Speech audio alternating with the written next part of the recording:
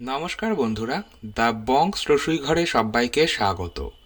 আজকে একটা কেকের রেসিপি শেয়ার করব, সম্পূর্ণ ডিম ছাড়া ড্রাই ফ্রুটসে ভরপুর চকলেট কেকের রেসিপি। আজকে কোনো রকম মেজারিং কাপ কিংবা কোনো ডিমের ব্যবহার এই কেকে করব না, আর কোনো রকম এসেন্স বা ফ্লেভারও এতে ব্যবহার করব না। আসুন দেখে নেওয়া যাক আমার আজকের এই ভিডিওটা। Dry fruits overloaded chocolate cake বানানোর জন্য প্রথমেই একটা বড় মিক্সিং বোলে একটা বড় ছাঁকনির মধ্যে নিয়ে নিচ্ছি 2 কাপ পরিমাণ ময়দা। এখানে কোনো রকম মেজারিং কাপ ব্যবহার করছি না। বাড়িতে যে ছোট চায়ের কাপের থেকে একটু বড় কাপ রয়েছে, মানে কফি কাপ যেগুলোকে আমরা বলি, সেই কাপ মেপেই আমি সমস্ত উপকরণ নেব। 1/2 কাপ গুঁড়ো দুধ দিয়ে দিলাম। যে কোনো কোম্পানির মিল্ক পাউডার ব্যবহার করতে পারেন। যেহেতু ডিম ছাড়া কেকটা বানাবো, তাই একটু গুঁড়ো দুধ ব্যবহার করলে স্বাদটা ভালো হয়। দিয়ে দিচ্ছি 2 টেবিল চামচ কোকো পাউডার বা চকলেট পাউডার। যে কোনো কোম্পানির কোকো পাউডার ব্যবহার করতে পারেন। আর দিয়ে দিচ্ছি 2 চা চামচ বেকিং পাউডার। আর দিয়ে দেবো 1 চা চামচ বেকিং সোডা বা খাবার সোডা।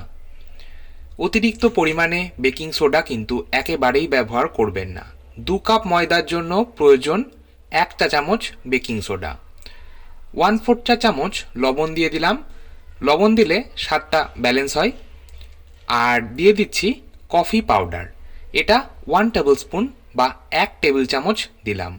চকলেট কেকে একটু কফির ব্যবহার করলে স্বাদটা কিন্তু বেশ ভালো হয়। এবার একটা গুরুত্বপূর্ণ কথা বলে দিই, টেবিল চামচ আর চা চামচের পরিমাণটা একটু খেয়াল রাখবেন। এই যে বড় চামচগুলো, এইগুলো হচ্ছে কিন্তু টেবিল চামচ, আর তার থেকে একটু ছোট যে চামচ, এইটা চা চামচ। আমি টেবিল চামচ আর চা চামচের পার্থক্যটা বলে দিলাম, এইটা একটু খেয়াল রাখবেন, না হলে কিন্তু কেক পারফেক্ট হবে না। আমি এবার এই সমস্ত শুকনো উপকরণগুলো চেলে নেব। বেকিংয়ের ক্ষেত্রে এই শুকনো উপকরণগুলো চেলে নেওয়া কিন্তু অত্যন্ত জরুরি। যদি এই রকম বড় ছাঁকনি না থাকে, সেক্ষেত্রে চালন সবার বাড়িতেই থাকে, সেই চালন কিন্তু ব্যবহার করতে পারেন। এবার এই শুকনো উপকরণের পাত্রটা আমি সাইডে সরিয়ে রাখলাম আর একটা অন্য পাত্র নিলাম। এর মধ্যে প্রথমেই নিয়ে নেব 1 cup brown powder sugar. Brown powder sugar যদি ব্যবহার করা হয়, চকলেট কেকের কালারটা ভীষণ ভালো হয়। তবে যদি ব্রাউন সুগার না থাকে, সেক্ষেত্রে নর্মাল চিনির গুঁড়ো 1 কাপ ব্যবহার করতে পারেন। আর আমি কিন্তু এই কাপ মেপেই সমস্ত উপকরণ নিচ্ছি। ওই কাপ মেপেই আমি 1 কাপ নর্মাল রুম টেম্পারেচারে রাখা টক দই নিয়ে নিলাম। আপনারাও যে কোনো নির্দিষ্ট একটা কাপ, বাটি বা গ্লাস মেপে সমস্ত উপকরণগুলো নেবেন, তাহলে কেক একদম পারফেক্ট হবে। ওই একই কাপ মেপে নিয়ে নিচ্ছি 1/2 কাপ রিফাইন্ড অয়েল বা সাদা তেল। অতিরিক্ত পরিমাণে তেলের ব্যবহার কেকে করার কিন্তু একেবারেই প্রয়োজন নেই। এবার এই সমস্ত উপকরণ আমি ভালো করে একটা হুইস্কারের সাহায্যে মিশিয়ে নিচ্ছি। একটা ব্যাটার তৈরি করব। আর ফ্রিজের ঠান্ডা টক দই কিন্তু কখনোই বেকিংয়ের কাজে ব্যবহার করবেন না। দই বা দুধ যদি ফ্রিজে থাকে, সেক্ষেত্রে সেটা নর্মাল রুম টেম্পারেচারে আনার পর ব্যবহার করবেন। দেখুন, আমি দই, তেল আর চিনির গুঁড়োর একটা ব্যাটার তৈরি করলাম। এই ব্যাটারটা এবার শুকনো উপকরণের পাত্রে সম্পূর্ণটাই দিয়ে দিলাম। এবার হ্যান্ড হুইস্কারের সাহায্যে আমি আবারও এটা ভালো করে মিশিয়ে নিচ্ছি। আরেকটা কথা বলে দিই, এখানে কিন্তু আমি কোনো রকম এসেন্স, মানে ভ্যানিলা এসেন্স বা চকলেট এসেন্সের ব্যবহার করছি না। যদি আপনাদের ইচ্ছে হয় তাহলে ব্যবহার করতে পারেন, তবে আমার মনে হয় কোনো রকম এসেন্সের ব্যবহার করার প্রয়োজন নেই, স্বাদটা এমনি ভালো হয়। হুইস্কারের কাজ হয়ে গেল। হুইস্কারকে এবার বিদায় জানিয়ে একটা স্প্যাচুলা নিয়ে নিলাম। এই স্প্যাচুলা দিয়েই আমি কেকের ব্যাটারটা তৈরি করব। দেখুন, কাট অ্যান্ড ফোল্ড এই প্রসেসে ব্যাটারটা তৈরি করব।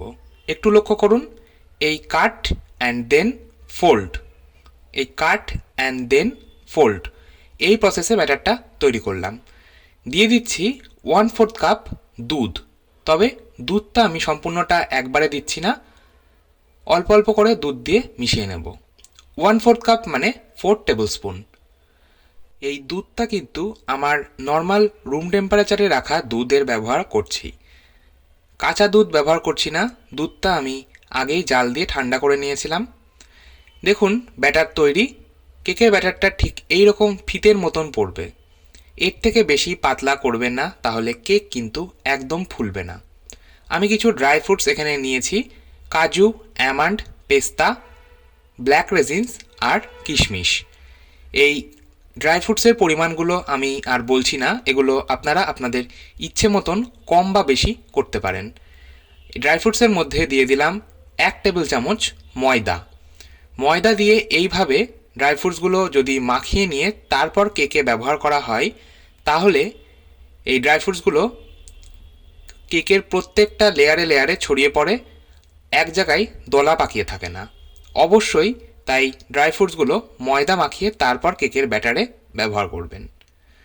কেকের ব্যাটার আমাদের মোটামুটি তৈরি। এটা আমি সাইডে সরিয়ে রাখছি। আর নিয়ে নিচ্ছি কেক মোল্ড। একটা স্কোয়ার শেপের কেক মোল্ড আমি নিয়েছি। যদি কেক মোল্ড না থাকে সেক্ষেত্রে এই ধরনের চায়ের কাপ, মানে কাগজের চায়ের কাপে কেক আপনারা সেট করতে পারেন, অথবা এই ধরনের টিফিন বক্সেও কিন্তু কেক সেট করতে পারেন। এছাড়াও এই ধরনের ছোট চায়ের কাপগুলোর মধ্যেও আপনারা কেক সেট করতেই পারেন। যেটা আপনাদের সুবিধে মনে হবে সেটার মধ্যেই কিন্তু কেক সেট করতে পারেন। এবার আমি এই স্কোয়ার শেপের কেক মোল্ডের মধ্যে দিয়ে দিলাম 1 টেবিল স্পুন রিফাইন্ড অয়েল।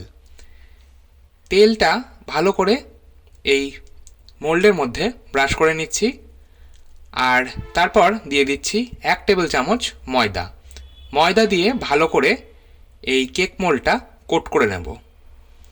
এইভাবে যদি একটা ময়দার কোট করে নেওয়া হয় তাহলে কেক কখনোই নিচে লেগে যায় না। চাইলে আপনারা বেকিং পেপার বা বাটার পেপারও ব্যবহার করতে পারেন, তবে বেকিং পেপার বা বাটার পেপার সবসময় সবার কাছে অ্যাভেলেবেল থাকে না, তাই আমি এই প্রসেসটা দেখিয়ে দিলাম। আমি আবারও কেকের ব্যাটারের পাত্রটা নিয়েছি। এর মধ্যে সবশেষে দিয়ে দিচ্ছি 1 টেবিল চামচ হোয়াইট ভিনিগার। এইভাবে যদি সবশেষে হোয়াইট ভিনিগার 1 চামচ দেওয়া হয় তাহলে কেকের ব্যাটারটা ভীষণ স্মুথ হয়। কেকের ব্যাটার আমাদের একদম তৈরি। এবার এই কেকের ব্যাটারটা আমি ঢেলে দিচ্ছি কেক মোল্ডের মধ্যে। দেখুন এর থেকে বেশি কিন্তু কেকের ব্যাটার একদম পাতলা করবেন না। কেকের ব্যাটার যদি বেশি পাতলা হয়ে যায় কেক কিন্তু ফুলবে না, এটা আমি বারে বারেই বলে দিলাম। উপর থেকে কিছুটা ড্রাই ফ্রুটস আমি ছড়িয়ে দিচ্ছি, এতে করে দেখতে ভালো লাগবে। কেকের মোল্ডটা একবার আমি ট্যাপ করে নেব, এতে করে কোনো এয়ার বাবলস থাকবে না। এবার আমি চলে যাচ্ছি নেক্সট স্টেপে। আমি আজকে কেকটা ওটিজি ওভেনে বেক করব। ওটিজি ওভেনটা 180 ডিগ্রি টেম্পারেচারে প্রেহিট করে নিয়েছি 10 মিনিটের জন্য। প্রেহিটেড ওভেনের মধ্যে আমি কেক মোল্ডটা বসিয়ে দিলাম। এবার টেম্পারেচারটা 180 ডিগ্রিতেই রাখবো, সিলেক্টার রাখবো মিডিয়াম, আর টাইমার সেট করব 40 মিনিট। 40 মিনিটেই কেক পারফেক্টভাবে বেক হয়ে যাবে। যদি আপনাদের কাছে ওটিজি ওভেন বা মাইক্রো ওভেন না থাকে সেক্ষেত্রে একদমই অসুবিধে নেই, আপনারা চাইলে গ্যাস ওভেনে কেকটা বেক করতে পারেন। সেক্ষেত্রে কড়াই বা প্রেসার কুকারে একটা খাওয়া স্ট্যান্ড আর বালি দিয়ে তারপর সেটা ভালো করে 10 মিনিট প্রেহিট করে নেবেন মিডিয়াম ফ্লেমে। তারপর ওই প্রেহিটেড কড়াই বা প্রেসার কুকারের মধ্যে এই কেক মোল্ড বসিয়ে দেবেন, আর তারপর খুব ভালো করে কভার করে গ্যাসের ফ্লেমটা লোতে রেখে 50 মিনিট বেক করবেন, তাহলেই কেক পারফেক্টভাবে বেক হয়ে যাবে। দেখুন আমি এটা একবার চেক করে নিলাম, টুথপিকটা ক্লিয়ার বেরোচ্ছে, তার মানে কেক পারফেক্ট বেক হয়েছে। আমি এটা কভার করে সম্পূর্ণ ঠান্ডা করে নেব।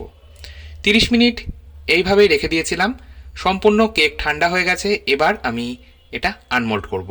গরম অবস্থায় কেক আনমোল্ড করতে যাবেন না, তাহলে ভেঙে যেতে পারে। ছুরি দিয়ে চারপাশে একটু কাট লাগিয়ে নিলাম, তারপর প্লেটের ওপর এইভাবে আমি কেকটা বার করে নিচ্ছি। দেখুন কেক কিন্তু একদম পারফেক্ট হয়েছে, ভীষণই সফট হয়েছে। আমি আপনাদের কেটেও দেখিয়ে দেবো। আপনারা বাড়িতে অবশ্যই এইভাবে একবার ট্রাই করে দেখতে পারেন। আমি যে মেজারমেন্টগুলো বললাম এইগুলো যদি ফলো করেন আপনাদের কেক কিন্তু একদম পারফেক্ট হবে। দেখুন কতটা ফুলেছে আর কতটা সফট হয়েছে। আমার ভিডিওটা ভালো লাগলে একটা লাইক দেওয়ার অনুরোধ রইল, আর আমার ভিডিও সবার আগে আপনার কাছে পৌঁছতে চ্যানেলটা সাবস্ক্রাইব করে পাশে থাকা বেল আইকনটা প্রেস করে দিন। আবার চলে আসবো নতুন কোনো ভিডিও নিয়ে। আজকের মতো এই পর্যন্তই। ভালো থাকুন, সুস্থ থাকুন, ধন্যবাদ।